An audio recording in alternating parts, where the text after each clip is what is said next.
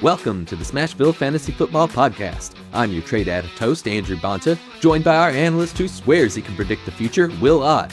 Get ready for armchair analysis, friendly banter, and a whole lot of fantasy fun. How the mighty have fallen. Of course, I could mean that a few different ways. We have the Kansas City Chiefs no longer undefeated. They fell to the Bills, and we are left with no undefeated teams left in the league. I have fallen in the sense that my hot take from last week is incorrect. Of course, I go out on a limb and pick the undefeated team to win, and naturally that doesn't happen. I am striking out on my predictions lately. Mixing it pretty good. Fell to no fading on Jaden. That was probably my matchup coming up that I was most worried about. So it felt good to get a win this week.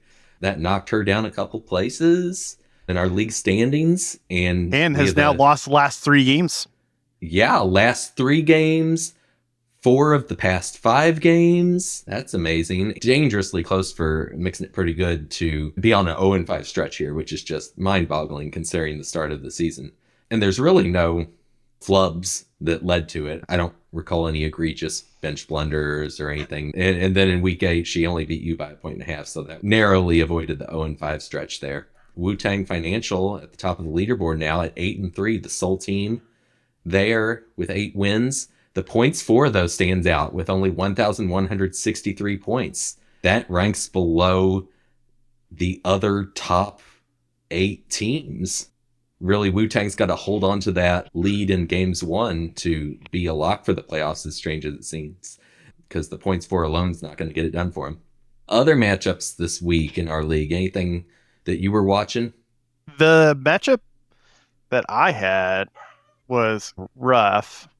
I ended up not starting Jerry Jeudy. Not like it would have mattered, but It was tough when you're going up against Joe Burrow and Chris Boswell puts up 24 points. Like, some fluke stuff. I still put up a respectable 114. My original projection, according to Yahoo, was 100 points. There was no one player that swung it for either of you. It was just an all-around solid performance by Crunchy Leaves' guys, with the exception of Ricky Pearsall. He got a goose egg there, but it didn't really matter. There was a big gap. I wouldn't have started Jerry Jeudy. I mean, Kyle Pitts has had some really good games and some mediocre games. In this matchup, I'm probably going to need the higher ceiling rather than the higher floor.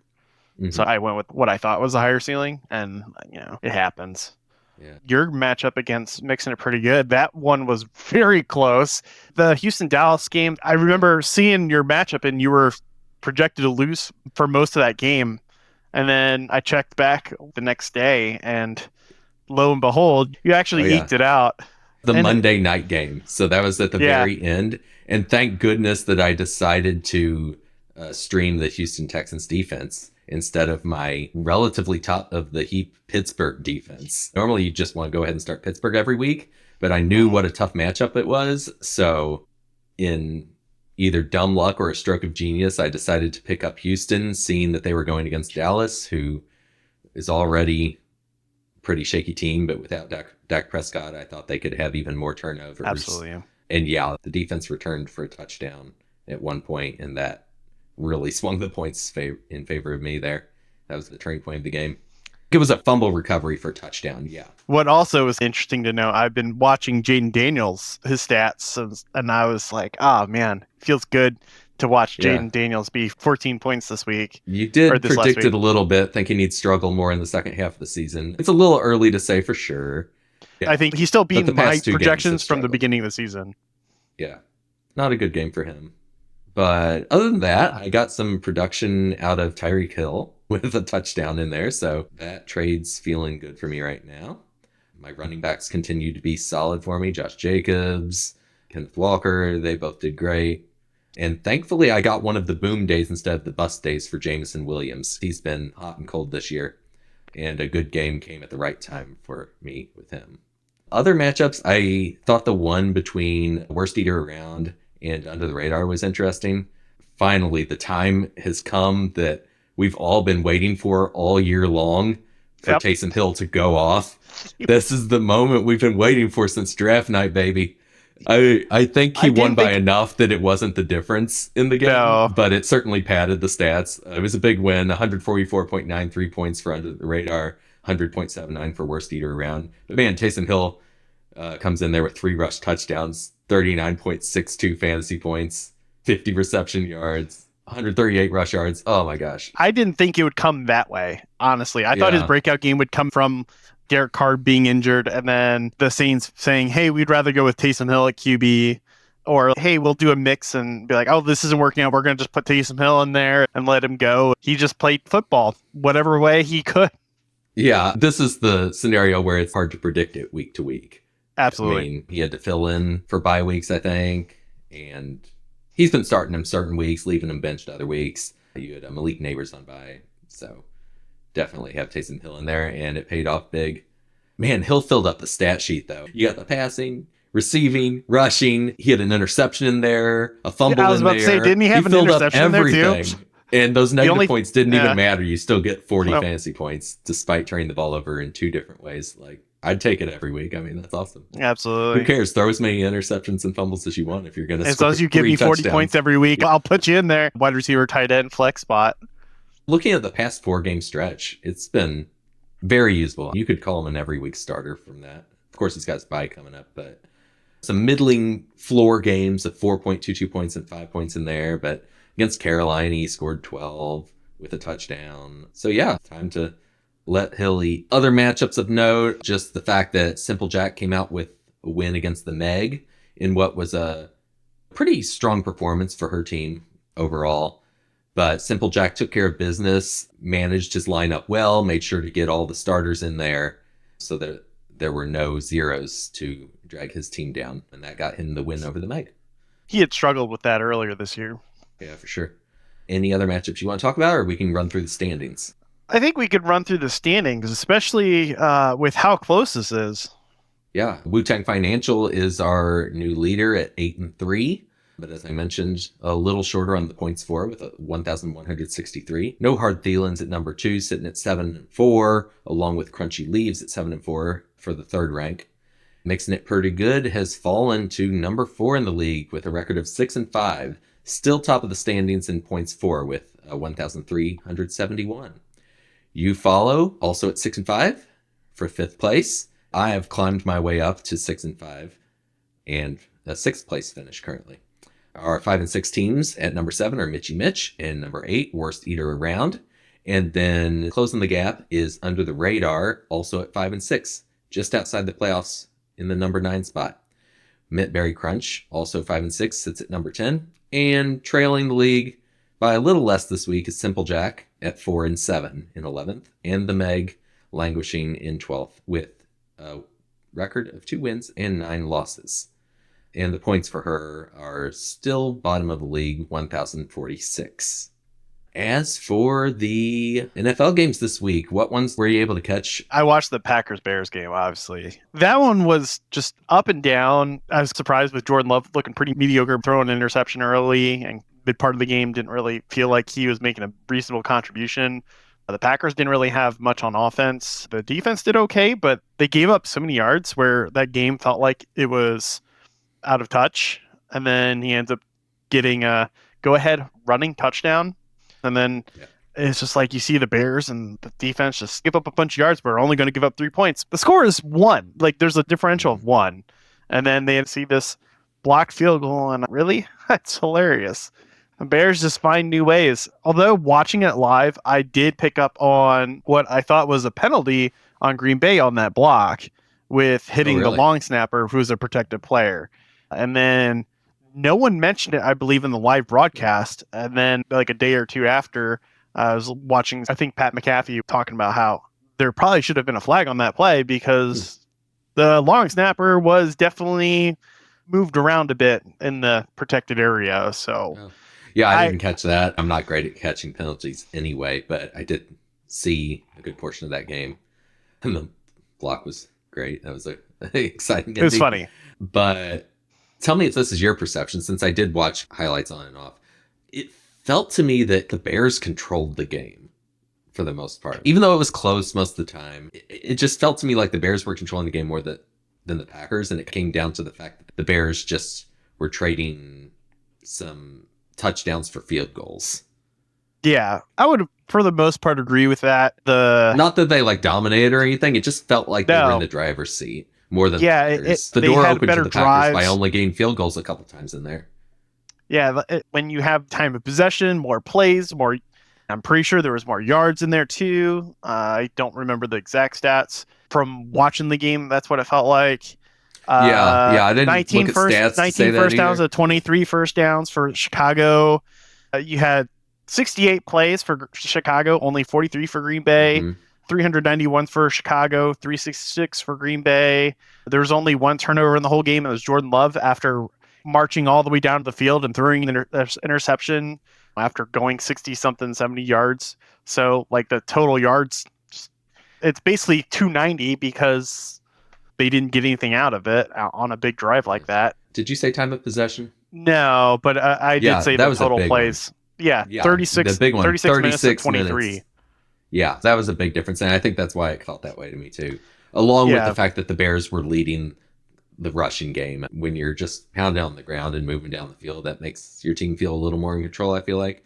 But they didn't get the touchdowns a couple times and left the door open for Green Bay. Man, Christian Watson, though, that was huge for the Packers. May not have the touchdowns to show for it this game, but 150 yards there. That's more of what I was hoping to see from Watson earlier in the season. Including what would end up being the game-winning drive. Basically, the Bears' defensive back slipped, and Christian Watson had a diving catch, but since the defender had slipped, he was able to get back up and actually continue down the field for another 20, 25 yards. Just really the big part of setting up that touchdown. The only bad thing about that play was that Green Bay ended up scoring with probably too much time on the clock. Right. But at the same time, you take points when you can get them. I would definitely think that play was really the only big standout play for Green Bay. The Bears had several really solid plays, but just didn't put the whole thing together. Yeah. Which was great. From all the games I watched, the most surprising to me, and there was really my game of the week, was one I would not have expected. The Chargers-Bengals. That was exciting. I can see that, yeah. And man, poor Bengals. They're on the wrong side of the playoff race right now. That was such a great game. I think Justin Herbert has been stepping it up lately, becoming startable again for fantasy purposes. Early in the year, he had really been below my expectations. Same with Joe Burrow. Herbert in the past, yeah. The Bengals were thoroughly outplayed in the first half and half of the third quarter even. Very one-sided. But then they made this epic comeback. They were down 27-6 midway through the third quarter, early to mid-third quarter, and came all the way back to tie it at 27. And then J.K. Dobbins. Yeah, of course, Dobbins sealed it with an amazing touchdown at the very end of the game to stave off that comeback. Another big factor late in the game was Evan McPherson missed 2 field goals. They weren't chip shots by any means. They were longer ones, but still to miss them back-to-back was problematic for them. Absolutely. I don't have the stats here, but Will Dissly had a pretty big game. I marked him down as a potential popular waiver wire pickup this week. And I'm trying to see what he actually did in the game in retrospect. 80 yards and a touchdown. That's pretty good. Solid for where he's ranked and the fact that he's a free agent. The comeback is what made that game so exciting, even though it fell just short. But that was a good one. I talked a little bit about the Texans-Cowboys and the fact that I started their defense because it's against a Cowboys team that is not very protective of the ball in general, and then potentially worse with the backup quarterback in there. Man, as many points as the Texans scored, it should have been like 5 interceptions. Errant throw after errant throw, bouncing off the hands of the defensive guy. Just narrowly missed interceptions. I'm like, oh my God, they should have over 50 points for me right now. Do you feel like there were more drops there than there were by the team on offense? I don't know. But Cooper Rush was 32 at 55. So there was a lot of opportunity for drops in there. Man, he aired it out. I guess maybe that as a result of airing it out 55 throws, that's why I saw so many defensive opportunities for interceptions. I didn't realize when I was watching it just how much passing was going on there. When you're behind that much early, you got to do something. Yeah. Otherwise, Jerry Jones is going to be really upset. Yeah. Man, I don't feel sorry for him. Any other games? I saw some of the Colts versus the Jets. Anthony Richardson showing some life in there. First time he's had a great fantasy performance since week 1. The Colts have a good chance to win against the Jets. The Jets are a mess too. Doesn't make me feel great about the Colts, but hey, they're hanging in on the playoff race. Richardson's still having trouble taking care of the ball, though. He has 8 fumbles and 7 interceptions through 7 games. 8 fumbles is really alarming. The 8 fumbles is the big thing, yeah. And he added another fumble in this game to that. When he has performances that give you a couple rushing touchdowns to go with his passing touchdown, you feel better, and you can overlook that for fantasy purposes. But just in general, he's fumbling a lot. Then the last game I saw was the Chiefs-Bills one. As we mentioned at the beginning, the Bills did win. It felt like Mahomes was harassed regularly throughout this game. He didn't have a lot of turnovers or anything. I think it was 1 interception, if I remember correctly. But he was hurried a lot, and the Bills' defense took care of business there. Amari Cooper started out hot and then disappeared completely by the early to mid second quarter. I thought it was going to be another big game for him based off that first quarter. But yeah, he really faded, did nothing. He only had 2 catches, 3 targets. Yeah, and that was all in that first quarter and a half. One funny thing, just random thing in there, is the Bills tight end Dawson Knox pulled off a camera fatality, fell into the cameraman, and the camera launches up in the air, somersaulting to the ground. This huge telescope lens, big camera. Yeah, that was just a kind of funny moment. Funny if you're not the cameraman, but I don't think the guy got hurt at all. It was mostly the camera that took the damage. Man, yeah, that guy is having a bad day. I think they make those things a little bit more durable. I would hope so. And then I guess the next thing we want to talk about is the upcoming week. Yeah, sure. Starting with the Browns Steelers. Oh, yeah, I guess I should say, first of all, for the record, Andrew and I are going head to head this week. Yes. And I'm not projected to win. I have several key players that are on bye. I have Kyle Pitts on bye, Travis Etienne on bye, Jamar Chase on bye, Tank Bigsby on bye. And so I'm just starting who I can. So I'm not projected to win this week, and I'm okay with losing this week. This is just one of those. Well, we'll see what happens. Let me ask you, are you dropping someone, or are you rolling with no kicker? I got to mess with that. I haven't figured out who I wanted to pick up yet. Yeah. I was wondering, I didn't know if you'd just bite the bullet on it because you didn't have anyone you wanted to drop, or what the deal was. I don't want to say too much yet. Okay, yeah. I will make a decision. I am just watching some stuff. Okay. Yeah, with that Pittsburgh-Cleveland game, I think I'll make my hot take this week that at halftime, the score will be 3-10 with Cleveland leading. Do you think that's a good hot take, Will? Man, that's pretty bold because Steelers have been playing really well, but at the same time, this Russell Wilson, is he going to be able to actually keep up playing really well? And Nick Chubb is back, so he might score a touchdown or something. Yeah, I can see it. Yeah. I can see it. I can see it. All right. Yeah. Yeah. So that's when we're recording. It's halftime for the Thursday night game there. And Nick Chubb does have a touchdown. I'm about to resort to cheating to try to get a good hot take in here soon. My hot take is going to be 49ers beat the Packers, and Christian McCaffrey has the night of his life. Maybe not night of his life, but he's going to do exceptionally well. Game. Yeah. But historically, the Packers have not done well against San Francisco, in playoffs especially. So I'm just picking the 49ers to win. Okay. But I think that game's actually going to be a lot closer. The Packers, their defense just did not look good against Chicago, and Chicago hadn't scored a touchdown in over a month on offense. Oh, wow. So when you give up 2 touchdowns, you're not doing very good. I think the Bears are playing better than their current record, but I don't think that's really enough to beat the Vikings this week. I feel like the Lions are going to just stomp all over the Colts. When I say stomp, I don't mean Dallas versus the Lions game stomp. I'm talking more of like a reserve stomp. Like I could see them scoring 35-14 or 17, not 49-7 or whatever else it was. Yeah, I think the Colts will score some more, but I do think that's a very tough game for the Colts, and I'd expect the Lions to have a very high score against them. Maybe I'll come back to it and make some sort of prediction about the point totals ballpark. But yeah, I could see them having a very high score against the Colts for sure. Yeah. Patriots-Dolphins is going to be interesting to see exactly what we're going to see out of the Dolphins. Yeah, I would pick the Dolphins to win that one.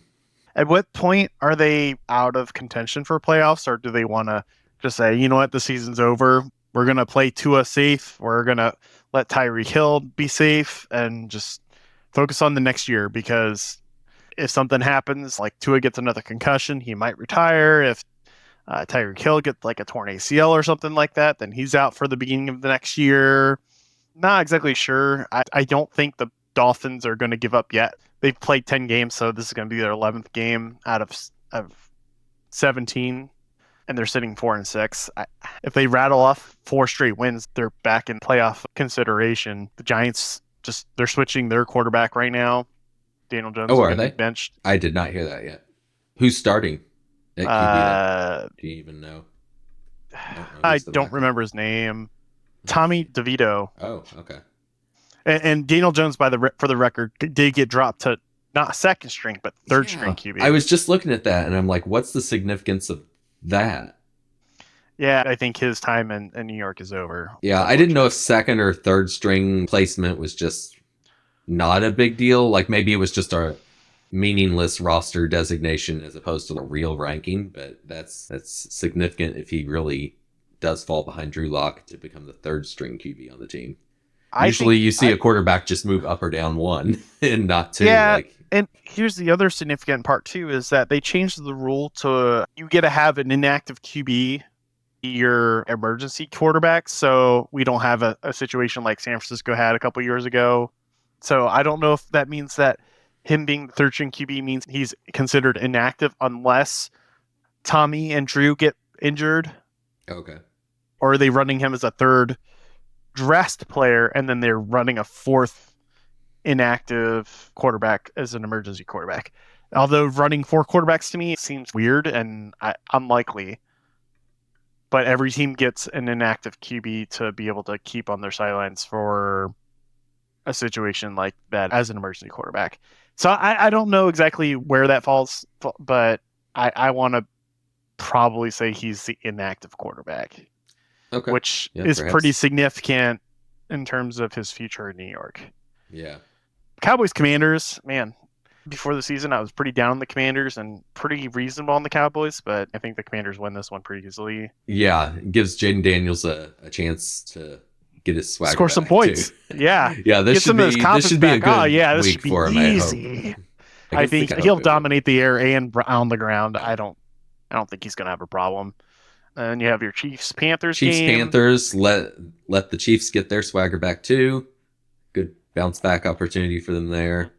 We are getting close to Isaiah Pacheco coming back into the lineup, right? Designated to return. He's limited at practice. Don't know yet if he's going to be held out week 12 or if he's going to return. But he's coming back soon. I think it's too late to make much of a difference for the Megs team, but that'll be interesting to just follow the Chiefs having him back in the starting lineup. He's still technically on injured reserve. Yeah. But he's on that like return designated for return. That gives them a window, right, to activate? Yeah, I think it's 4 weeks where you can practice or be involved with the team before you are either done or you are off IR. I don't remember exactly how many weeks he's been in that designation, but it looks like he's not necessarily slated to return this week. Yeah, probably not this week, it's looking like, after reading through his notes. But getting closer. He's trending in the right direction. He's logged a few limited practices in a row, so that's good. There's been no setbacks there. You'll want to see him get a couple full practices in for sure. And maybe as soon as week 13, we could see him on the field again. Then talk about Titans. Well, I don't think there's really much to talk about. I think Texans are going to walk all over that game. Yeah, me too. Broncos Raiders is somewhat interesting. I'm still not a Bo Nix fan. I don't necessarily believe in him, but he's been playing well enough to be in a position to destroy the Raiders. And the Raiders have their own problems at either quarterback and basically all over the board, especially with getting rid of Devontae Adams. They got nothing. So I think it's a pretty easy Broncos win. Cardinals Seahawks has got some playoff implications because that NFC West is very close. You have the Cardinals 6-4, Seahawks 5-5, Rams 5-5, and the 49ers at 5-5. So it is a big time game for both those teams. Both teams have had their surprises, for better or for worse. I don't want to say the Cardinals. I just don't. But at the same time, I can't say the Seahawks. Yeah. What are your thoughts? I don't know the Cardinals well enough, but I haven't been impressed with the Seahawks this year, so I'd go Cardinals, I think. The Cardinals are a team I just don't follow as much. Don't believe in. I nothing them. I have no positive or negative feelings about them. You have more of opinion on Kyler Murray, I guess, than yeah, I do. You've spoken about him before. It was released that his bonus was contingent on him studying film. Oh, yes. Oh, my goodness. You've got to be kidding me. This guy doesn't want to study film? That should not be part of a bonus. Like, if a team is really trying to be that stingy, or Kyler Murray is just not it. And when Cliff Kingsbury was, before he got axed and stuff, I mean, he's just not there. I want to say that he just doesn't want to study film. That was my takeaway. I have a lot less respect for him, and with the quarterback obviously being one of the bigger positions in football, you can't really support that. Anyway, moving on. We've got the Eagles-Rams. Eagles should win that one. They're one of the better birds in the NFL. Probably them and the Ravens. I've liked what I've seen from them this year. Especially Saquon Barkley. I can see Saquon Barkley being the difference in that game. Although I do foresee either Cooper Kupp or some Rams wide receiver just lighting it up. And then Monday night, we'll close it out with the Ravens and Chargers. Which Chargers really have looked strong as of late, and the Ravens have stumbled a little bit, but I still like that Ravens team overall. I'd give them the slight edge. Maybe we can just split on that. I think the stumble of the Ravens is more significant, and therefore I think the Chargers are going to end up winning that one. Okay. All right. 1 vote Ravens, 1 vote Chargers. That is all the games. While we were reading through, I was looking at the spreads and trying to figure out what I wanted to do a take on. I'm going to go with the Colts Lions because they're my Colts team. I think they lose it, but I think it's going to be a very high scoring game. I'm going to say at least 50 points total scored. I think that's almost guaranteed. And Anthony Richardson has a big fantasy performance with at least 30 fantasy points. The Lions are going to run it up, and the Colts are going to have to look for that dynamic facet we've seen to Anthony Richardson to try to claw their way back, which is going to mean some big scores, rushing and passing, and probably some turnovers, but that I don't care so much about from a fantasy perspective. So I think just the fact that the Lions are so good, it's going to force the Colts to do more and run up the point total, which is going to help Anthony Richardson as well. That's my hot take for the week. 50 points between the teams. That seems like the easier bet. And then Anthony Richardson scores 30 fantasy points. I'll go ahead and make my hot take. The Derrick Henry under 10 fantasy points with Lamar Jackson putting up 0 touchdowns. I don't know how that's going to work. Yeah. Yeah, because it's like, well, that means I'm basically saying that Justin Tucker's going to score a point for Baltimore. They can always run it too. But then Derrick Henry would get more fantasy points. Oh my gosh, yeah. Yeah, that's a pretty hot take. So for some reason, when you said Derrick Henry, I was thinking I heard Derek Carr. Oh. I was like, oh, okay, sure. And then I was confused why you paired both of those quarterbacks up in the same prediction.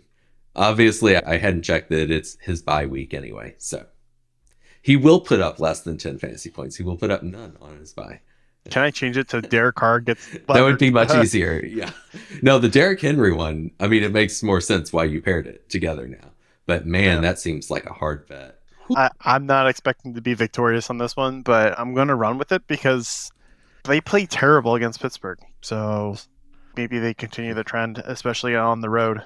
I think you'll just go ahead and win the season of hot takes if that does come to pass, because that seems very challenging. You want to talk waiver wire pickups and bench blunders from the past week? Yeah, I'm looking through right now the waiver wire pickups for this week before the set of games. I think picking up Justin Herbert over Braylon Allen is a pretty good pickup.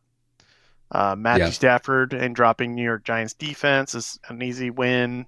I'm surprised where Cedar round dropped Justin Herbert to begin with. It was before the game, right? I believe so. It could have changed your answer if you saw how well he played this week. But really, he's been startable for the past month.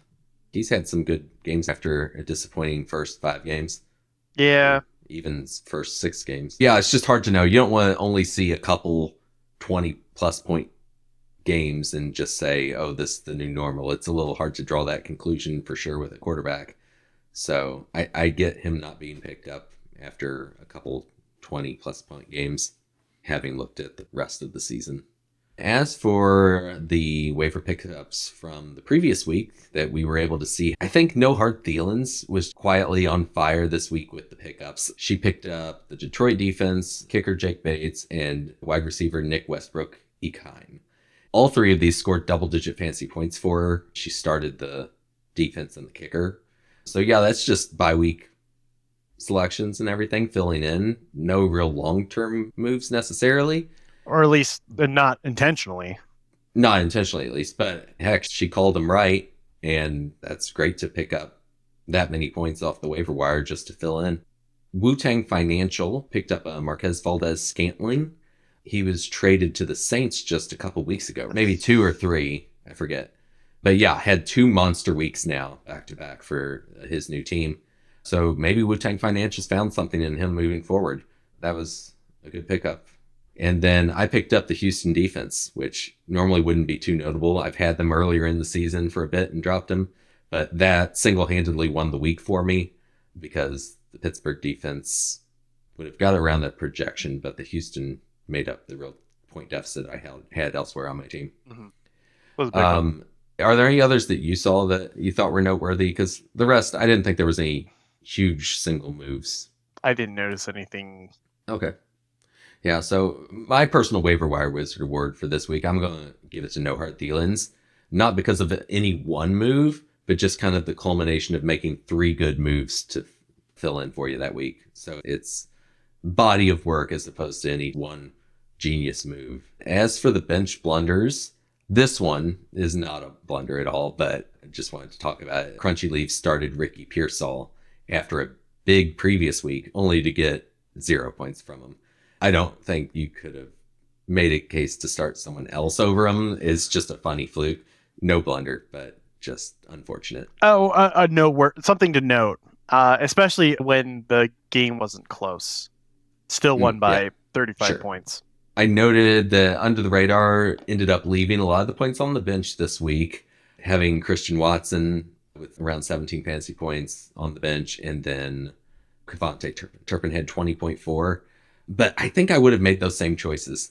I had anticipated Watson being a bigger deal through the season, but it hadn't worked out that way. So I don't think I would have started Watson or Turpin. So can't really fault him there. And it was still a blowout thanks to Taysom Hill's epic performance. The only other one I really even thought was worth mentioning is Mitchie Mitch started TJ Hawkinson for 1.3 fantasy points over Jordan Addison. 15.1 points. And I don't think that's just a hands down certain call one way or the other. So I don't think so. It wasn't bad for me either. You could make an argument either way. So I think that means there's no bench blunder for this week. Yeah, exactly. No blunders, really. Everyone did a pretty good job, and you could justify all the moves, I think. So good job, guys. No blunders. Cool. And that's all I got. We're already technically well underway for week 12 with the game going on. I'll check out a little bit of that after we sign off. And looking forward to some matchups this week, especially the matchup between you and me, Will. I'm not looking forward to it. You're not looking forward to that one? No. We'll see what happens. I mean, I got a win in there last week, so it's not disastrous if I lose this week, but I want to stay solidly in playoff contention. Yeah, and I need to win next week. I think that's really going to be my defining moment. If I don't win next week, I think I might miss the playoffs because of just how close we are. It's kind of sad how quickly it changes how we feel about our teams. One week I'm like, oh yeah, I'm a lock for the playoffs. And then the next week after another loss, I'm like, oh, it's real shaky ground now. And now I won, so I'm like on cloud 9 again. Oh yeah, I'm going to make the playoffs. It's such recency bias, but I can't help it. I feel like, however, I was the previous week. Part of it too is just riding momentum and seeing what your players do, and you expect, oh, they're going to continue this trend, and then they don't. So I was like, oh yeah, I got to play Andrew, and it'll probably be a really close game. And then I looked at my roster, and several key players are on bye. I have very little chance. Yeah. Jamar Chase on bye hurts, but I think Etienne and Bigsby are just saving you from the pain of choosing what one to start by being on bye. So that might be a net positive. All right. Good luck to everyone this week except for Will. And we'll see you next time on Smashville Fantasy Football. That's it for this episode of the Smashville Fantasy Football Podcast. As always, we have aspirations of adequacy, so come back and we'll try to do a bit better next time. Who knows, we may even reveal that one sneaky trick guaranteed to win your fantasy league. See you next week.